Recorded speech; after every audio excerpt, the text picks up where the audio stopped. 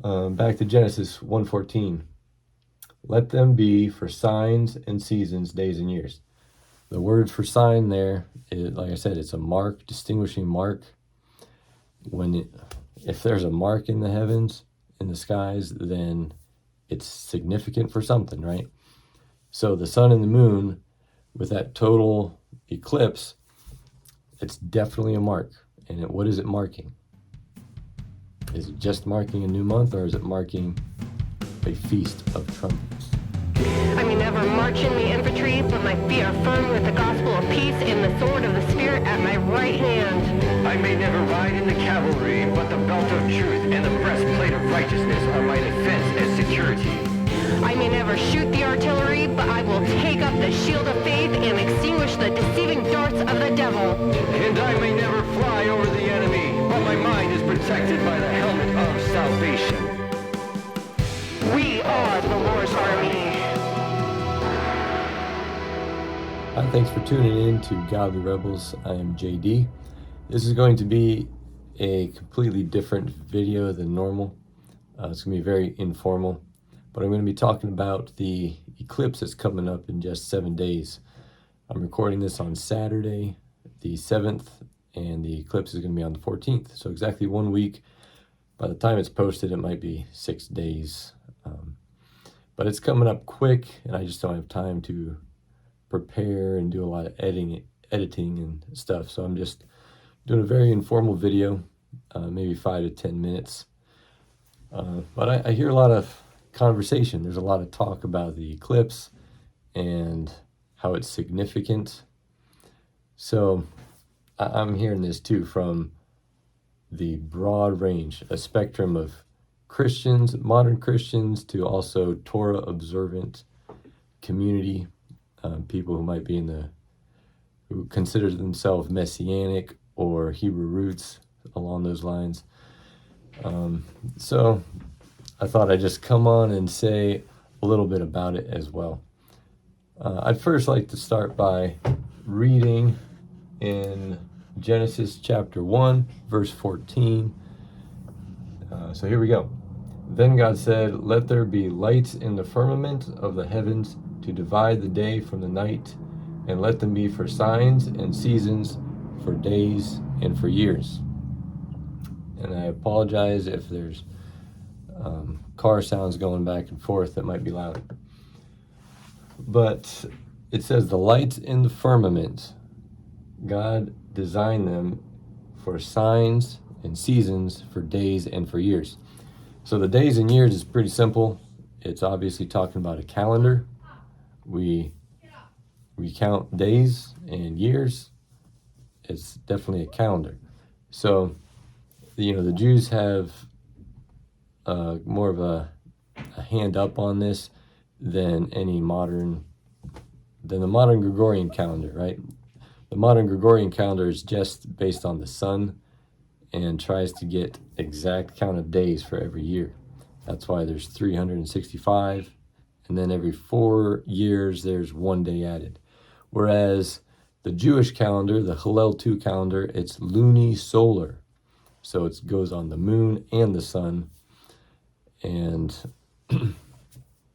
they have 12-month years and 13-month years, so it's vastly different.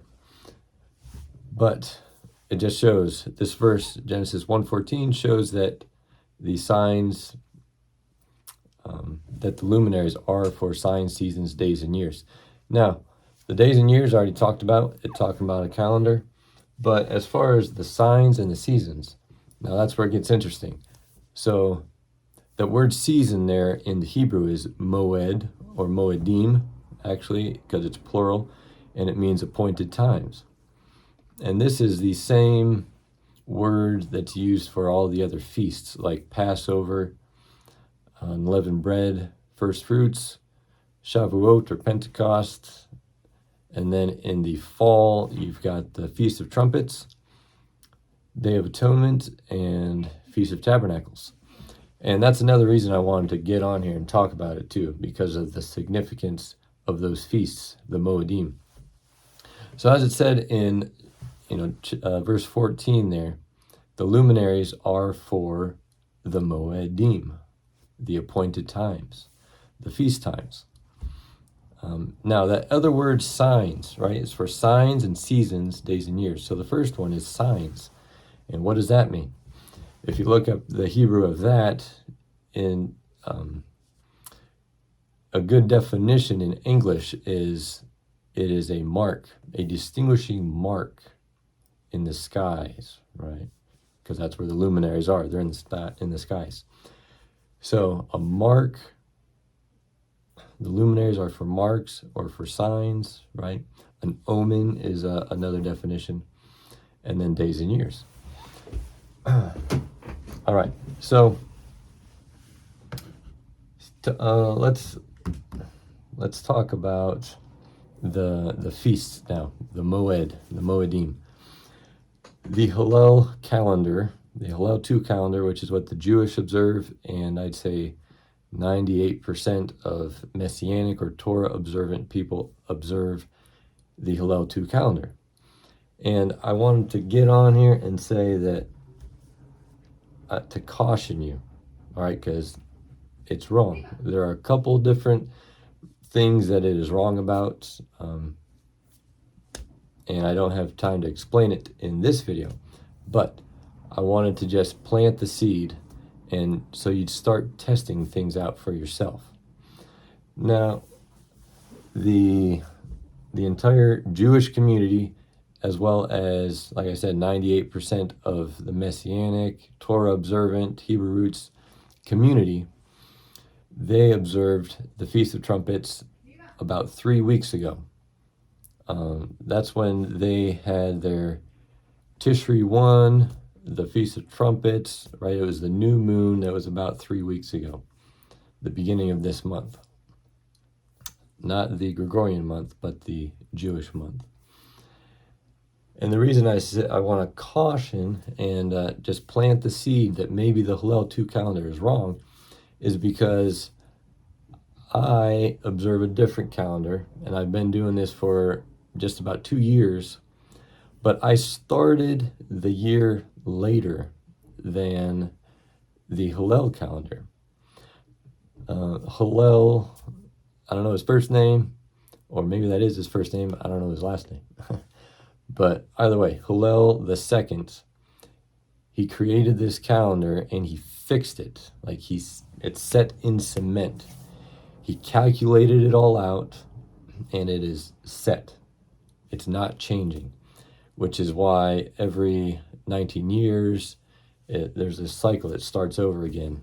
You'll have a 12-month year and then a 13, and then a 12 and a 12 and a 13-month year, and then a 12 and a 13-month, and it just goes back and forth with a cycle of 19 years, forever and ever. Now, I don't think that's the way God designed it. God did not design his calendar that way to be figured out. I think we need to go out and look at the moon, look at the stars, look at the sun.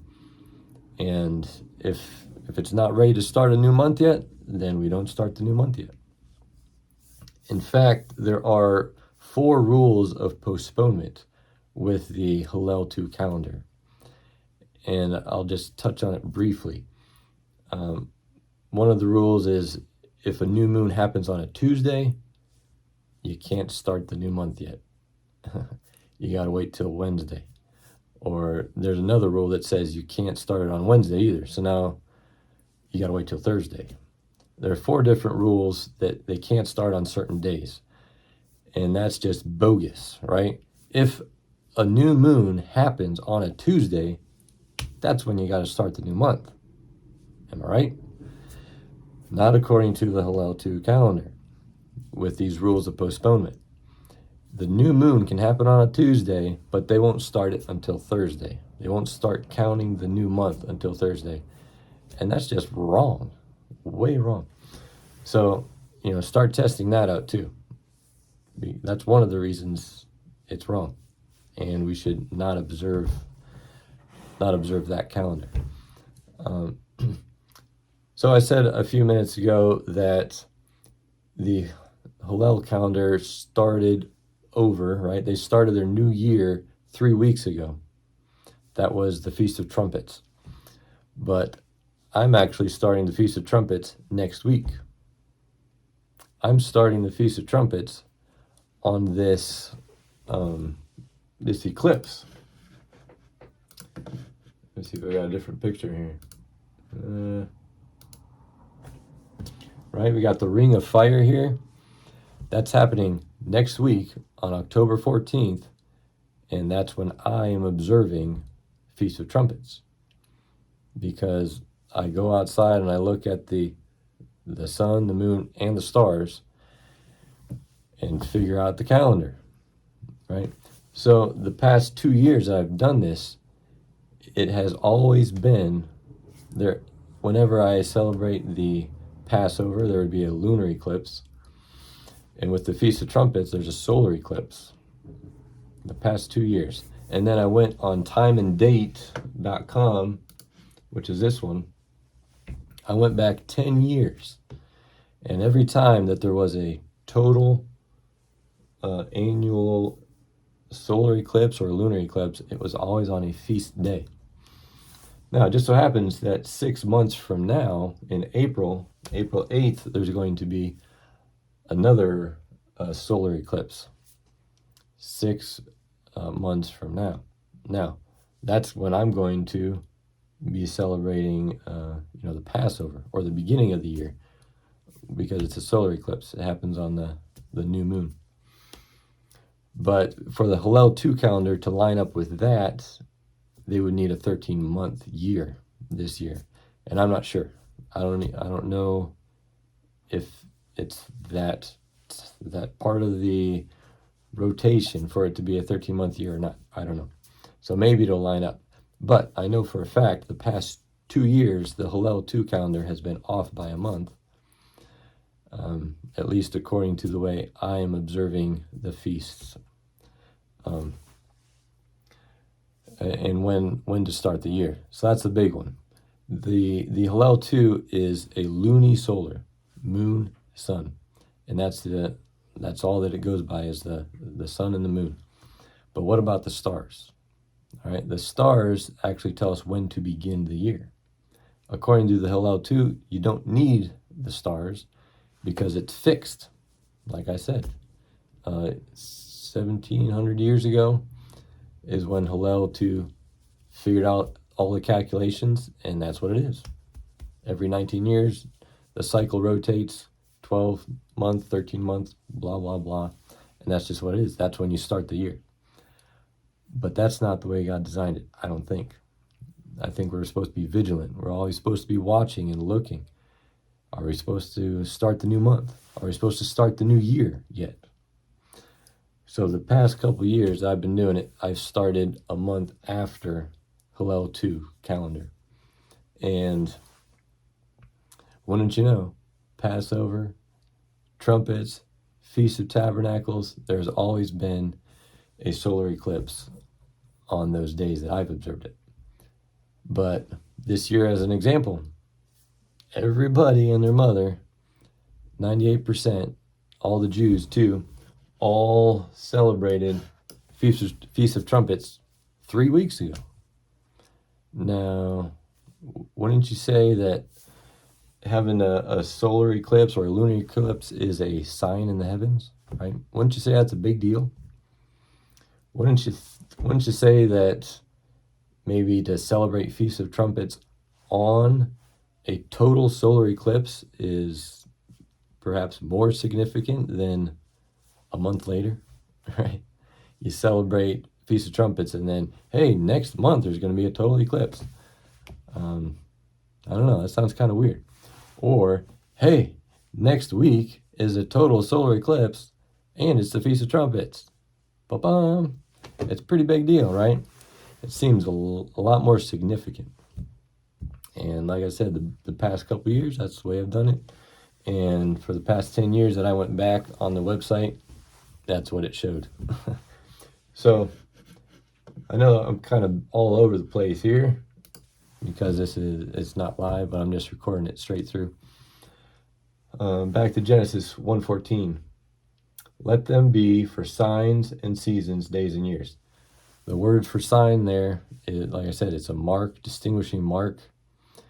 If there's a mark in the heavens, in the skies, then it's significant for something, right? So the sun and the moon, with that total eclipse, it's definitely a mark. And what is it marking? Is it just marking a new month, or is it marking a Feast of Trumpets? Very interesting. We could also break down that sign weekly. So the Sabbath, I observe the Sabbath on the lunar calendar, not on the Gregorian calendar. So Sabbath is not the same as Saturday. And that's going to have to be a whole nother video too. But every time, I've got a little diagram here. Let's see. Yeah. I've got a little something here on the back of the book. I'll try to get it close. So this is like the new moon. And then here's the first Sabbath is a half moon. So that's a pretty distinguishing mark. The 15th is a full moon. Pretty distinguishing mark. And then the 22nd is another half moon. Very distinguishing mark. And then you've got just a sliver before the moon renews again. So that word in the Hebrew, when it says signs, a distinguishing mark,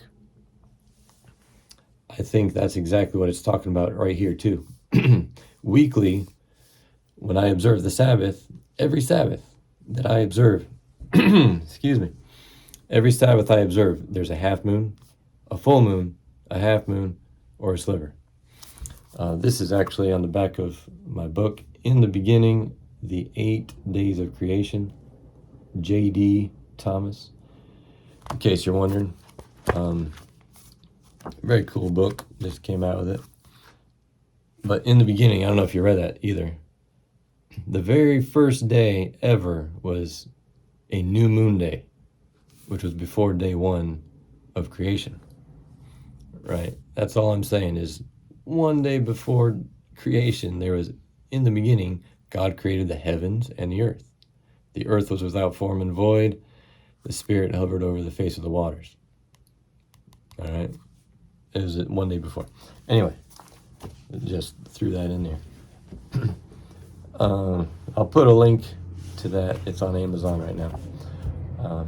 But anyway, so let's talk about this picture a little bit, which is pretty cool. So this one here is October 14th. That's next week. The annular solar eclipse is going to be passing through America. And then in the springtime, April 8th, it's going to be passing through again, but a different direction. Some people say this is a mark.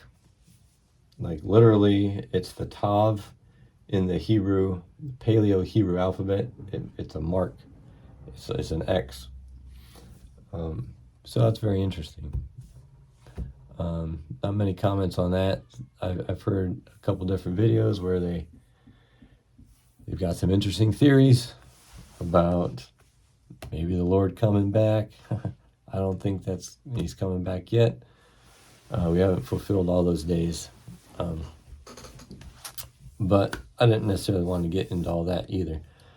I just wanted to, the main thing I wanted to say on this video was start testing the Hillel 2 calendar. All right?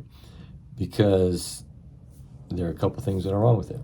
It's fixed, so it doesn't, what if the new moon happens on a certain day, but then you don't start till later? That's a huge problem with me. The rules of postponement. Look it up. That's a major one. The other one is, the Jewish calendar starts in the fall.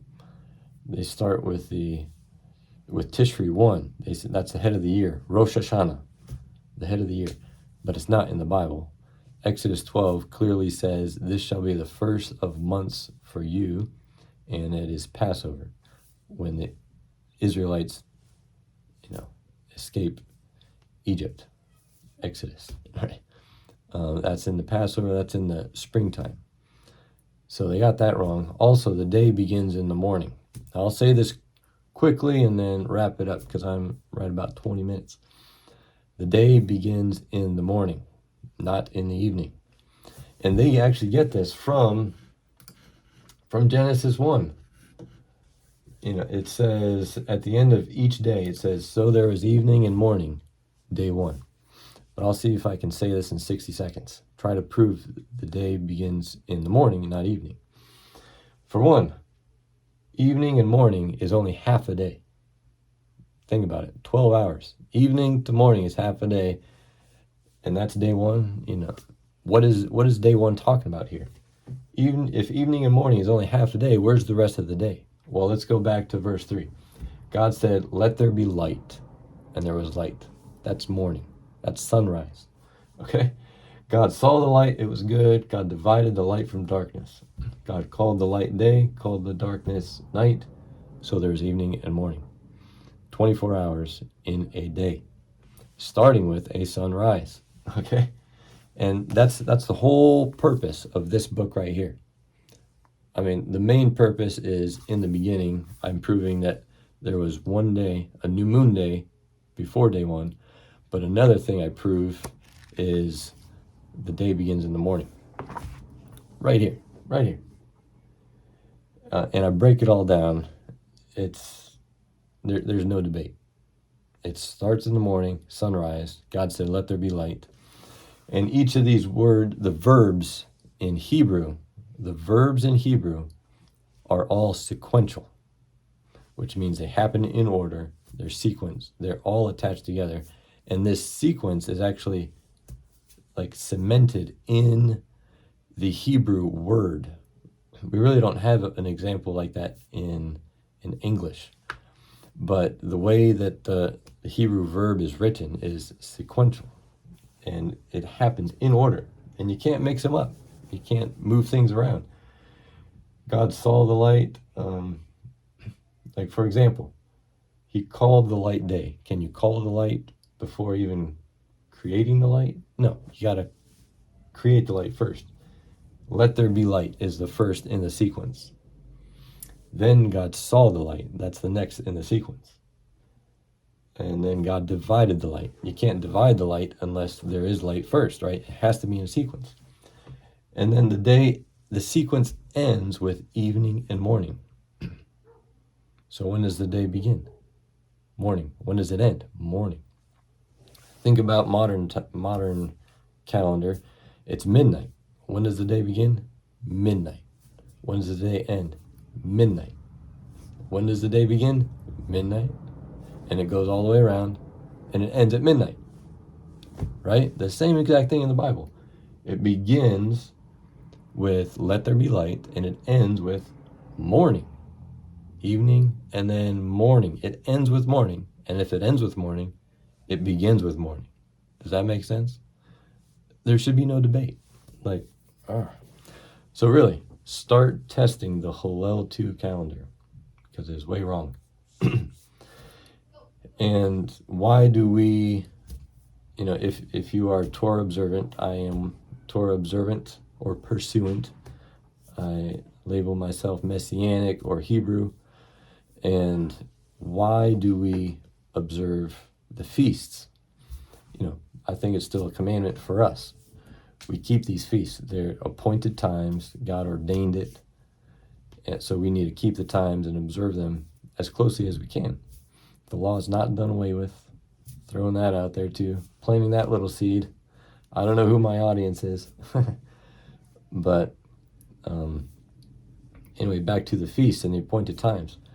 They happen on specific dates. Passover, for example. It shall be observed on the 14th at evening. 14th of the first month. That's Passover. No exceptions. Is it talking about January? That's the first month on the Gregorian calendar. So if I observe January 14th and say that's Passover, sorry, I'm wrong, right? It doesn't work that way. It's got to be on God's calendar. So my point is, if you can see it, if you observed, like the Feast of Trumpets, perfect example. 3 weeks ago, if you observed Feast of Trumpets on the Hillel 2 calendar, you might just have missed it, or you might have done it early, because I really believe that the mark that's coming up, the total solar eclipse that's coming up, one of these tabs here, that is the distinguishing mark for the Feast of Trumpets. I really do believe so. So if you observed it 3 weeks ago, great.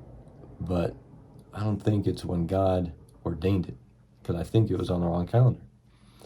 It's my opinion. I can be wrong, but I really do think that a total solar eclipse like this is very important, and very probably the Feast of Trumpets. So thank you for hanging in there for 25 minutes now. Hope you got something out of this. Stay in the Word, get in the Word, stay in the Word, put on the full armor of God every day, and I'll see you next time.